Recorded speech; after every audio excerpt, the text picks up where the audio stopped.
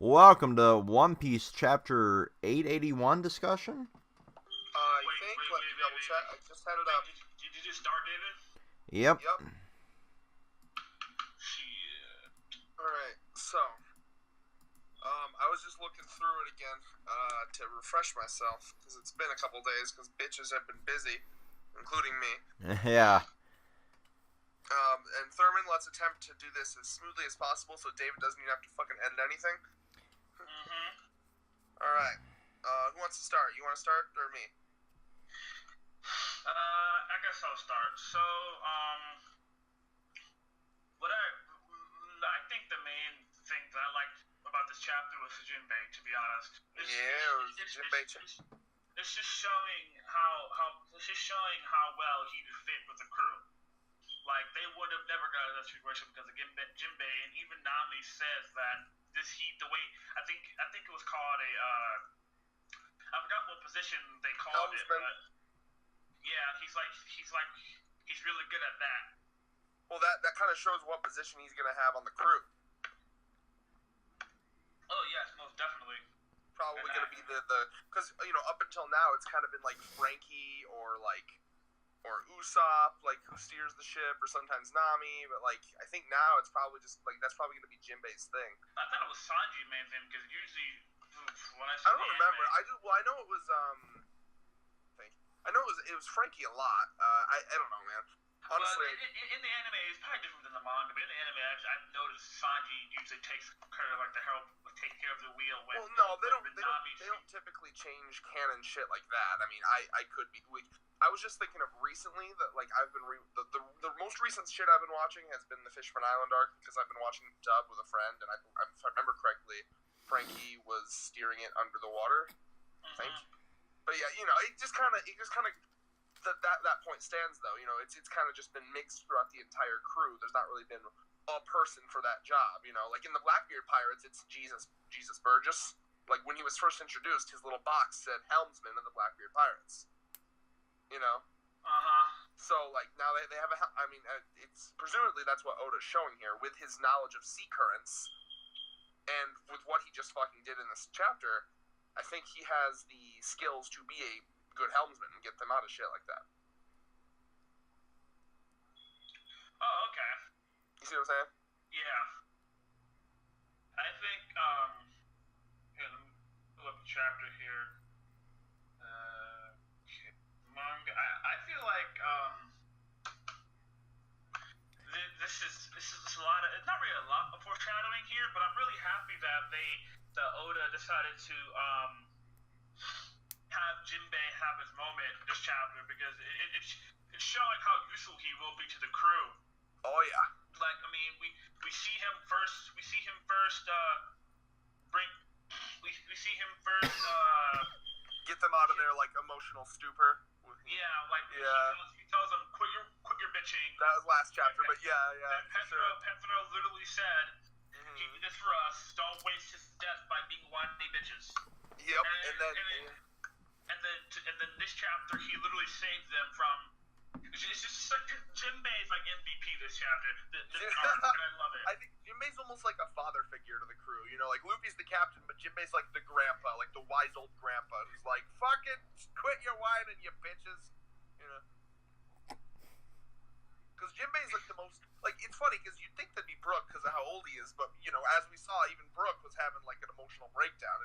Jinbei is the most. I think if we had to go with who has the most like experience, even though Brook has lived longer, keep in mind that like a lot of that time was on a fucking ship, alone. That's not a lot of life experience. That's just kind of you're just there. Jinbei's done more shit. He's been a warlord. He's been to Impel Down. He's dealt with like government people. He's dealt with all the fishmen shit. Like Jinbei's dealt with a lot of shit. He's probably the most mature person on their crew. Thurman? Yeah. I heard you. I know, but okay. I need you on your A game, man. Come on. I am. Trust me. So, I feel like I'm just gonna be fucking Jinbei's dick this entire discussion. That's fine. His like, fishy dick.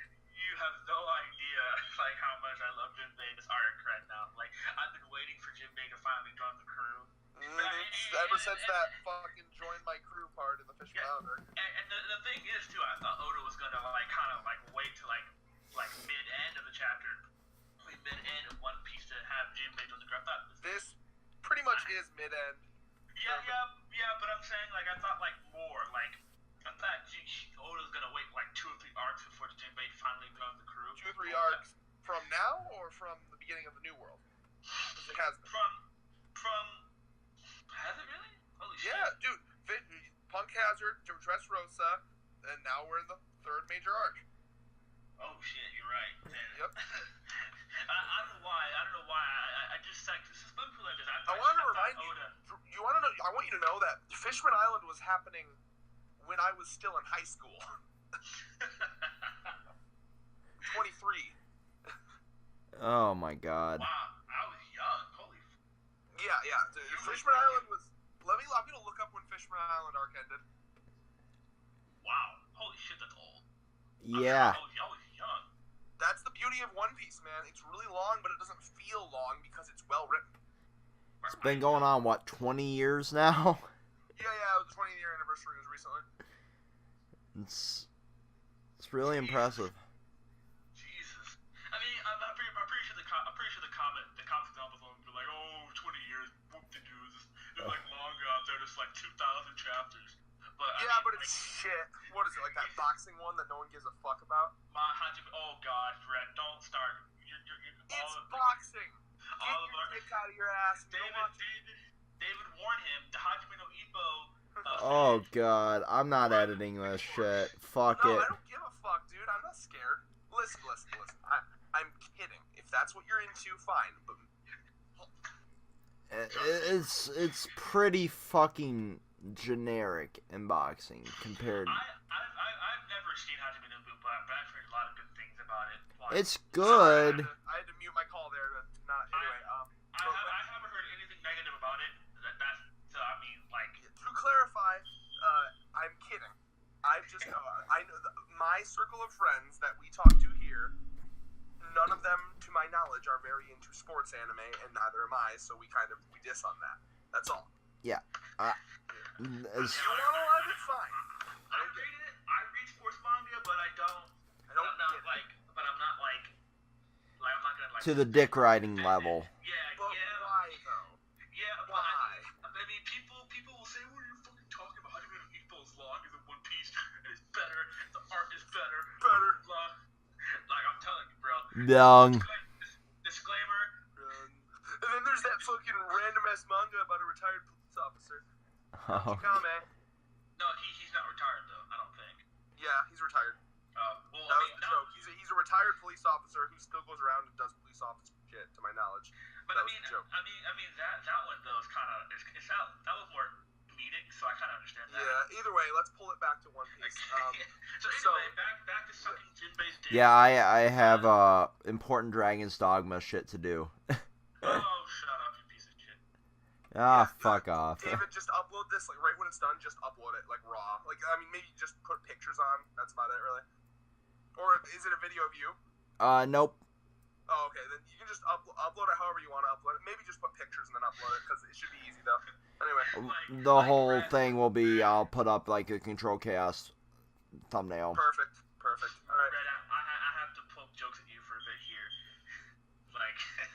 Literally, you said they weren't going to be worried about the tsunami, but literally the second, third page, you're literally worrying about the tsunami. Wait, what are you talking about? Wait, what did I say? Remember our last discussion? You were like, well, the tsunami isn't that big of a deal. Jinbei can deal with it, which he did. But he dealt with it. You were like, they're more worried about Big Mom there. But I'm just like, Thurman. They're literally worried about the tsunami. Thurman. Red's words were, I would be more concerned with Big Mom than the fucking tsunami. Let me clarify. I see where he's going with this. To clarify, Nami, Chopper, Brook, the people on that ship, it makes sense for them to be scared of that because they're the weak tier of the crew. They're great, but they're still the weak tier. We have seen Luffy and Zoro specifically break through a wave significantly larger than this. And that was, a long time ago. They're much stronger now. So, in my opinion, if they were still there, or I'm still convinced. I think Jinbei probably could have, in all honesty, Jinbei like fucking Fishman karate through that wave. But I was like, if Luffy and Zoro, no, hold on, I'm laughing. I'm laughing with you. I'm not laughing at you. But if Luffy and Zoro, hold on, if Luffy and Zoro look at that wave in CP9 arc, if Luffy and Zoro can do that shit, you think Jinbei can't? Like the way you're saying it is very funny, but I get it. I understand. I understand. Really though, yeah, like think about it. That wave, go back and look at that wave. The only thing I can think of is, in my opinion, the only reason that I'm thinking that Jinbei didn't do that is because one, maybe he thinks it's easier to do this, easier to escape from her, or two, because honestly, if it was just a wave, if that was like a natural occurrence, it wouldn't be as scary. It's the fact that there's a fucking Yonko on top of it. There's a big, fat, hungry bitch riding that wave. So they actually went inside. I mean, A big, fat, hungry bitch. Yeah, that's what she is, man. Timestamp, David. You have to put down a shirt. Big mom, big bad angry bitch. Hungry bitch. Hangry bitch. Hangry bitch. Yeah. So I think what Jinbei did here was way more significant than just punching. You're right. I agree. For a few reasons. One, it showed his courage. It showed his knowledge. He proved himself to be part of the crew. Two, they were somewhat able to escape. To be able to, I mean, they did technically escape. If I complete the chat, probably, but I for now, but it's probably not that hard for Big Mom to just take another wave. To catch up, but I'm saying like they technically they got a breath of fresh air, which is, I guess, in a sense, is a God blessing in their case. And three, right. because it confused it actually helped them be able to break all the windows actually. Like the mirrors, it confused them inside the mirror world. So they thought that they were dead. Yeah. Yeah. So I mean, him doing that actually was more significant than what. You're right, and I agree. Like people would probably assume. It's one of those writing things, right? Where it's like, if we go by the logic of what Oda has shown in the past, Jinbei should have been able to punch a hole in that wave, but Oda knew that it would be much more interesting for him to do this. So it's like it's a classic trope, right? So like if a character has a really powerful thing, like let's take, I know you don't know like Bleach, but like you know what Bankai is, right, Thurman? Yep. Okay, so like it's like one of those things where it's like, why doesn't the character just use Bankai immediately every time they fight? Because it'd get boring, so they don't do it. And that's a plot. Bankai. You know what I mean? So that's like one of those like, it would make more sense for them to just go all out right away, but they don't, because it's a lot more interesting in structure-wise to kind of like do different shit. So again, I'm thinking, feat-wise, what we've seen from Jinbei, what we've seen from past Luffy and Zoro, Jinbei should have been able to do just a hole in the wave, but Oda wanted to make it more interesting, and I'm glad he did, because it was Oda, I think, wanted to show not just his physical prowess, but his knowledge of ocean currents and how they work, and how that will help him as the helmsman. Yeah, because I mean, seeing here, we see like Luffy was able to have a peace of mind, not worrying about his crew anymore. Well, that was more of him making them not worry about him. Because it took me, I was actually a bit confused at first with that panel where he randomly has that doofy-ass smile. You know which panel I'm talking about? Yeah. That was to cheer them up. Yeah, that flew right over my head at first, and I had to go back and read it. What that was Luffy not wanting to make his crew worry about him. Because think about it, they're hearing the sounds of him getting his ass kicked through the mirror, through the shards. Mm-hmm. They're hearing the sounds of him just getting destroyed. And basically, he looks at them, he puts on a fake smile and says, hurry up, guys, I'm gonna die of boredom over here if you don't, hurry up. I'm gonna drop dead waiting here. Yeah, as in, he's trying to basically say, wait, I'm waiting. It's like the fight's not even a challenge. He's trying to lie. He's lying to them, basically. Yeah. Which is significant because Luffy is which is significant because, as we remember, Luffy is typically bad at lying, and he still kind of is because he's got that weird ass smile. But he's kind of getting better at lying, if you notice. Yeah, Jinbei's the only one that's like, oh god, I fucking love Jinbei, yo. Like Jinbei is literally the only, you can see him sigh. You see he lets out because he knows Luffy's in a pinch right Luffy's not. Well, also he's like that guy has a over $1 billion bounty. There's no way Luffy's fucking. You know.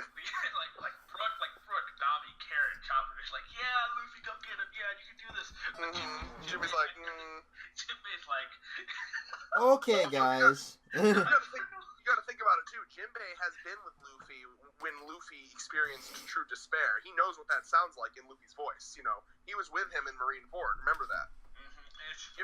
Jinbei saw him struggle at Marineford. So Jinbei, I think, knows Luffy better than... You know, that's the funny part, too. Jinbei probably knows Luffy better than his crew does, because Jinbei has spent... I feel like Jinbei spent, like, a lot of time... I'm trying to remember how much time... 2 arcs. He spent 2 arcs with him. You gotta remember if you separate Impel Down from War of the Best. But, what's weird about... You never really think about this until someone tells you. Apparently, timeline-wise, the first half of One Piece is supposed to be, like, half a year to like a year. So it's like so like they go from and then there's the 2-year time skip, and then they're back and it's only been like a couple months. So technically they've spent more time separated than together. It's kind of mind blowing. True. I have to meme Jinbei's panel here. It's just so great. It's just like this one panel right here can be memed because it's so perfect. Like we literally see like even like Brook, Nami, Chopper, like literally just they got happy just from seeing Luffy make that grid. Mm-hmm. And they're like, oh, happy, yay! And then Jinbei's like, look at the poor children, don't know the truth. I'm trying to figure out if that's like Oda trying to show us that Luffy's getting better at lying too, because he doesn't lie very often to people.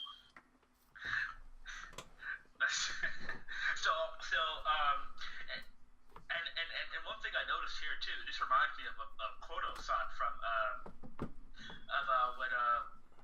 the one that Kodo-san faced when he lied to the law about when he said he was going to build K back in exactly. And the smile is very similar to remember Kodo-san's weird ass smile when like you can put the like David, I'll send you the picture. So David's not. The whole point was that David wasn't going to edit this. He was just going to put it up. Remember? Oh, okay. Well, it'd be cool edit if you did. But David's got shit to do, man. And these are things that need to be uploaded immediately, like as soon as possible. So these are just unedited audio files. That's all they are. So don't ask him to do shit, please. But this is so great. Look at Luffy's face. It's literally like I literally thought I was looking at Kodo-san when I first saw it. It's like that's the first thing I went to my head. I was like, oh shit. Yeah. It's literally like what Kodo-san did to Law. Yeah, that is true. And Law legit thought Kodo-san was going to survive. Well, Law was a fucking little kid. I mean, come on, a little kid who was literally knew he was gonna die, so he wanted to kill people. I mean, come on. He wasn't your average little kid.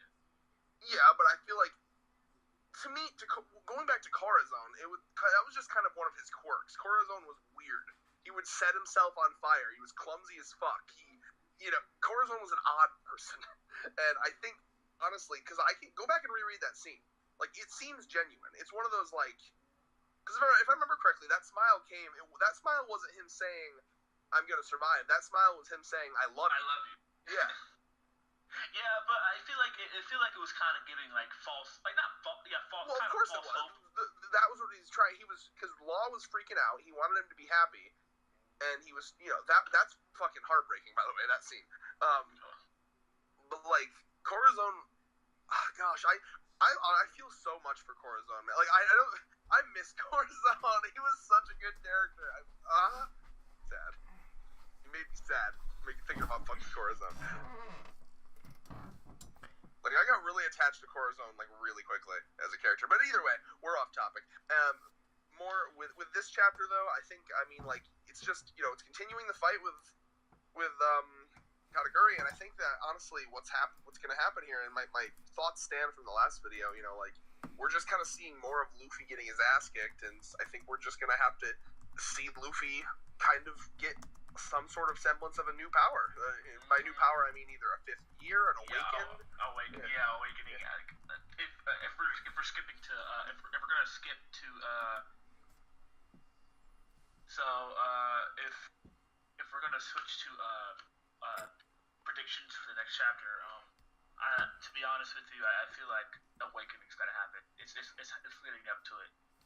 To be I honest, agree. because And I think at this point, I see no hope for Luffy ever beating Katakuki like at all. Katakuki? Is that what you just called him? Katakuki. Dogtooth. Fucking, that would be what his name was if he had the cookie fruit. Katakuki. I'm pretty sure the cookie fruit from somewhere. That's if like if him and Biscuit fucked and had a kid, their kid would be called Katakuki. Fucking Because his ability is like a Japanese treat, isn't it? You talking about cracker? Or, yeah, I called him biscuit. No, I said biscuit. It's mochi. Yeah, it's mochi. It's like Mochi. It's like sticky, sweet. Like it's kind of like I don't know how to pronounce. I would compare it to like taffy over here. Mochi. Yeah, it's like some sort of like sweet rice, but like it's like made into like a taffy like substance. Oh yeah. Mm-hmm. Looks good to eat. Well, you like do you remember in Naruto when fucking Itachi and Kisame were sitting at that restaurant with like the little colored like balls on a stick? That's it. That's mochi. They were eating mochi. Oh, okay, yeah. Look up Dango too. Wow, this stuff looks good to eat. It does. I want to try it. Send us mochi, fans. Hide your women, Japan. Hide your women now. The black man's coming. Ugh. Oh no, they won't know what to do with the size.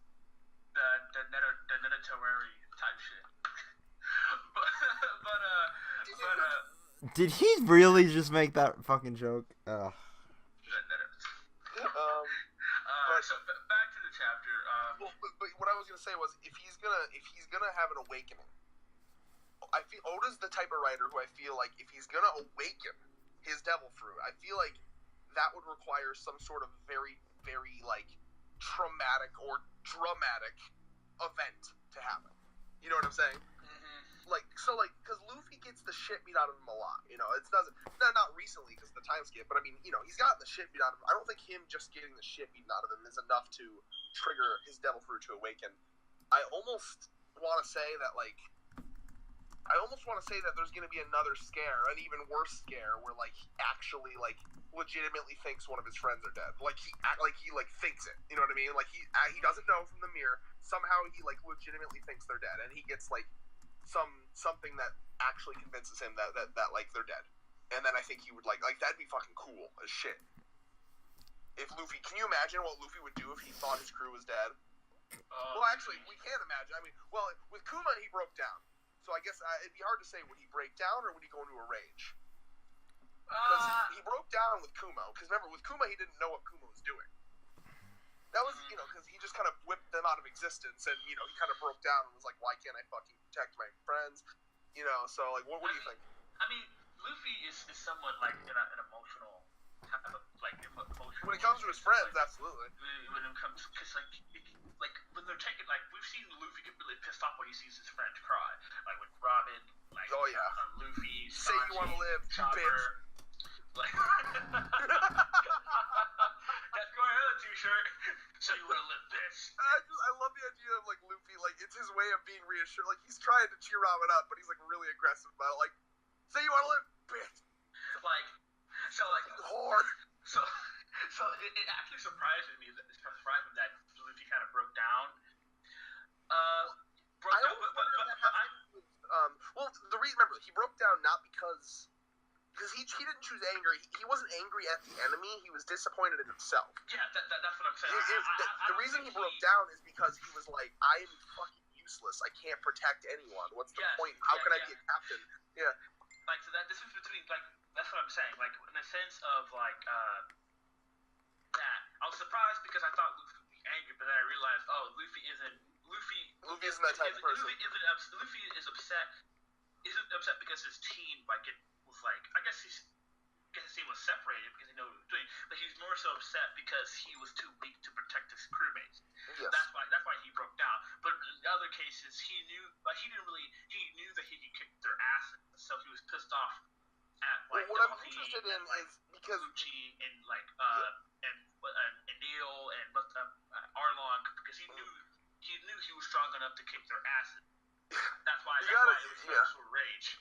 But Well, you gotta remember too that the whole point of the time skip, the whole point of them staying for the 2 years to train was so that this exact situation didn't happen. You know what I mean? like so I feel like if it starts happening, he's gonna be like, for fuck's sake, how many times does this have to happen? Like, how many castles do I have to go to until because I mean, and to be fair, you know, if they didn't do that training, they would have died at Doflamingo hands down. Oh, definitely. Yeah. Definitely. So I mean, it's not like they didn't help them, but you know, it's basically just shows like, yeah, you know, you did your 2 years of training, it helped, but if you think that that's enough to beat fucking Yonko people, A Yonko pirate ship. yeah, it's a Yonko commander kicking the fuck out of you. Like it's just like how he fought this is between now Luffy and his crew knows the difference between a 7 warlords crew and a Yonko crew. Oh yes, very good. Is massive. Massive. Dude, Katakuri, my boy, I love this guy. I love this fucking guy. Like I could even argue like one commander on a Yonko crew could still Dawi's entire crew. Oh, absolutely. And that's scary to think about. Here's a good example. Cracker, right? You remember Cracker? Yeah. The fucking Cracker took that punch that sent Doflamingo fucking flying, and he just it like cracked his armor a bit. Like that's remember? You remember? Yes. Like, it was the same fucking punch that sent Doflamingo flying across his entire island. Cracker just kind of like was like, oh, you broke my armor. Well, okay. I mean, I can make more. It's just great to how Oda is so good with showing, he's so good at power scaling. Yeah. This type of power scaling is what Dragon Ball Z should focus on. Exactly, dude. Dragon Ball Z power scaling is so bad. I'm pretty sure we have seen a lot of DBZ tards there, but suck a dick, Society of Fiction. Come at me. Oh, I'm sorry, you can't suck a dick because you already got Goku's dick deep in your throat. Oh! Savage. The chill has left the building. Fuck. How does Goku's cum taste? Tell me. Is he deep in there?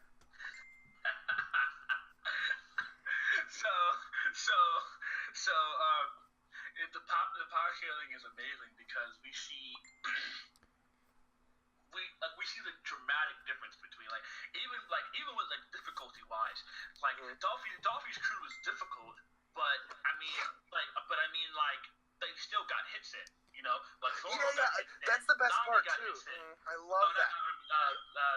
Luffy got hits in, Law got people still got hits in. Yeah, well, that's the best. I agree with you there, and I love shit like that because I think David can attest to this as a Bleach. You know, when we were reading Bleach, the biggest problem with Kubo is that Kubo's favorite fucking thing to do was write squash matches. Do you know what squash matches are, Thurman? Oh God. One-sided matches. Very one-sided. The entire thing is just literally like, I'm beating you, I do a power-up, now I'm beating you, I do a power-up, now I'm beating you. You know, there's no evenness, there's no equalness, it's just fucking, the whole fight is just a massacre, right? And that's not interesting to watch unless it's a rarity. It's gotta be rare if you're gonna do that. You know, so it was nice that in Punk Hazard there was some evenness. You know, Caesar had that moment where, in Punk Hazard, he actually made Luffy pass out because he took the oxygen out. And then, you know, because he was using strategy. In terms of pure power, Caesar was way weaker than Luffy, but he used strategy and got Luffy. In Doflamingo's case, they were a lot more even in power, so you had a very even back and forth fight, and now we're at the point where they just can't, you know, and Cracker, the Cracker battle was perfect too, because Cracker, and, you know, in a one-on-one, Cracker would have beaten Luffy. We saw that. It would have happened. He would have just exhausted the fuck out of Luffy. But because Nami was there and they were able to use strategy in this guy's weakness, he won, and that's the only reason he won. Facts, and that's incredible too. I don't think that's the first time we've seen that in One Piece, but probably not. There's a long ass series. I'm sure we can think of something, but I would say that was very well done. Oh, it was so well done, man. Let's compare that to what's happening in Dragon Ball Super right now. Is he charging another fucking? He's got some more of a bullshit power up apparently. Some sort of limit break bullshit. Jiren has been a hyped character for a long shit over. Yeah, I've seen all the posts. He blocked the punch that shakes the fucking universe with one finger. Yeah, like Jiren was supposed. I permanently left Society of Fiction. Here's the problem with that, though. Once you raise the stakes that high, you lose all like meaning. It loses meaning. It's like it's not. It's Thank you. It's not operating in like units of measurement that we can understand. It's a lot more intense to see, a couple buildings get smashed or an island get cut in half than a universe imploding. Why? Because I don't know. Maybe it's more personal, more relatable. But like to me, it is. And because like since the start of this new arc began for TV, Dragon Ball Super, Jiren has been hyped up, and like they apparently had to keep the hype, and apparently he was stomping Goku even in Super Saiyan Blue form, and then apparently from videos I've seen, I guess a blast hit Goku, and people thought Goku was dead, but he got this new form, and then he was stomping. First of all, but even once if he got dead, who the fuck cares? There's no consequence. Thank you. Really? Did they think he's dead? No, there's consequence because the tournament of power, like if they lose that, their entire universe is going to get blown up. Okay, then I go back to my first point. Did they really think he was going to die, or do they not? I don't know how narrative stuff works. I'm way behind. I'm still like on like the third arc of Dragon Ball Super. So I need to binge because my friends are telling me I need to binge. Contain my excitement. Either way, let's not go too far into Dragon Ball Super. Let's finish off with One Piece here. My big thing is I think that something crazy fucking dramatic is gonna happen. And Luffy's gonna have like some shit happen to his devil fruit that he's like, what the fuck? And then like, and whatever that may be. I've seen there's a lot of good videos on like theories of what his like awakening could be. It seems to be kind of foreshadowing like if it's anything like Katakuri's, Katakuri's whole thing is I'm better than you because I'm malleable. You're made out of rubber. I can fucking like form shapes and shit, right? So Katakuri, like the perfect example is Luffy's Gatling gun versus Katakuri's Gatling gun from a couple chapters back, where he's like, okay, you can do Gatling gun where you punch really fast and it makes it look like you have a bunch of arms, but I can just make more fucking arms. You remember? And he's like, this is a lot more efficient, isn't it? So like, think about if his awakening, like, what if Luffy in his awakening could do something like that, where if his rubber just became fully malleable and moldable. Like a good example, Tekken did a video and he was like, what if like how Luffy has a move called Gum Gum Battle Axe? Yeah. What if in his awakening he could like mold his arm into the shape of an axe, cover it in armament hockey, and then have a fucking axe hand? Maybe like you think so because maybe we're hitting like 30 Oda's minutes, guys.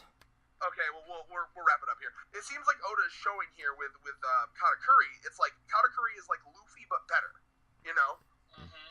But yeah, go ahead and say what you were saying, Thurman. Let's final thoughts here. I feel like maybe it'll change it to the point where Luffy can just like completely have mastery over rubber in the sense of that like Valuable stuff. Because there's a lot of characters in fiction that have the rubber ability. Just like we have like Mr. Fantastic. And like maybe it'll be something like Mr. Fantastic. Because you see Mr. Fantastic uses his ability in ways that are like insane. Like he can like more malleable, body. yeah. Yeah, like so, yeah, something like that. That's what I was thinking for his awakening, yeah. Like, but I don't think he'd get it right away. I think it'd be more so. No. I was thinking that it would probably. I'm not sure how Oda would do this, but it would probably be something where like he gets like a small little taste of the power. Like it kind of like you remember when I think it's a scene in the anime where, and I hate to use Dragon Ball Z as an example, but it's the only thing I can think of where fucking Hunter x Hunter, right? Of course, where Gohan is training with his dad, and like you see like the small flash of the Super Saiyan hair. You remember that? Yeah. Like something like that, he gets like a flash of the awakening or something, and then he has to kind of like think about it or like learn it more or try to force it or something like in Wano we'll probably see him like use it full on in a battle for the first time, but in this battle we'll probably see like a small little glimpse of what I'm thinking. Oh, that's actually that makes a lot of sense actually because Oda said we're getting because there was a thing of Wano starting soon.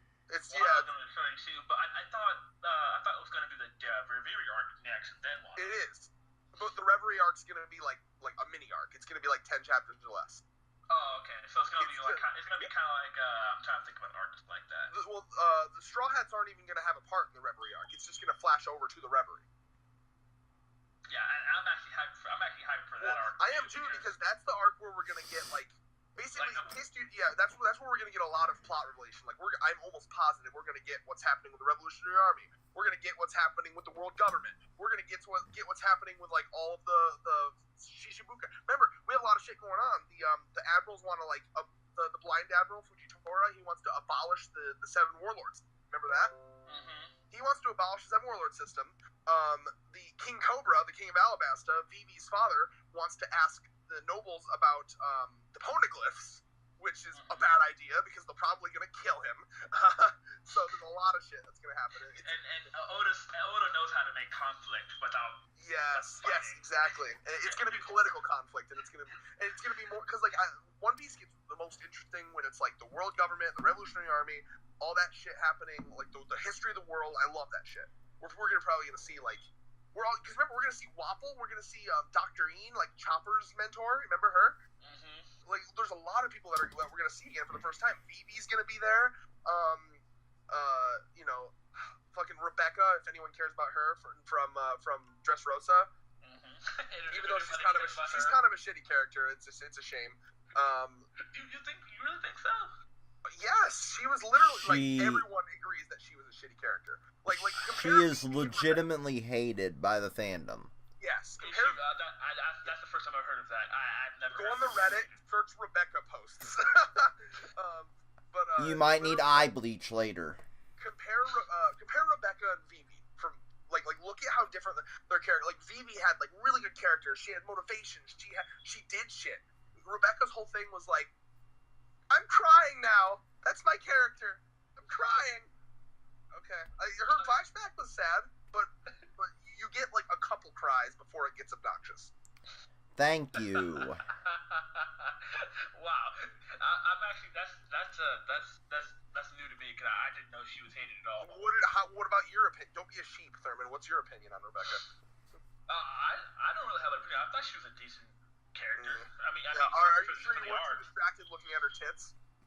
No, like I honestly I didn't really I didn't think she was annoying or like perfect. I just felt like she was there. You know? Like I liked her drive. I liked her drive. Even with that, like compare her to Vivi. Rebecca was just kind of there. Vivi was like interesting, and it made you want her to like join the crew. Fucking love Vivi. Yeah, I wanted Vivi to join the crew, but I didn't want everyone fucking did. Vivi was like amazing. And I'm just like, I honestly, I didn't really think about Rebecca that much until you guys brought it up. Yeah, well, either way. I didn't think about her too much. I just thought of her as like another character. Anyway, this is hitting on 40 minutes. Well, that's fine. 40 minutes is good. We don't have fucking Noble tying us down with the timestamps anymore, man. Oh, it can't be long. Yeah, well, this is recording on the SSD instead of the regular hard drive, so I'm limited in space. You know Noble's gonna go all over future. You think Noble will be watching this? Hold on, Thurman. Do you honestly think Noble will watch this? And look, just to see if you're talking shit. Noble, if you're watching, we like you, but you're a bit cuckoo for Cocoa Puffs, okay? Like you're fine, man. You just lose your shit at the drop of a hat. So you're good, man. If you want to just we're good. Anyway, we want to end it off. Yeah, because I have roughly a half a gig of space on my SSD right now. Bye-bye. Peace out, Planet Unity.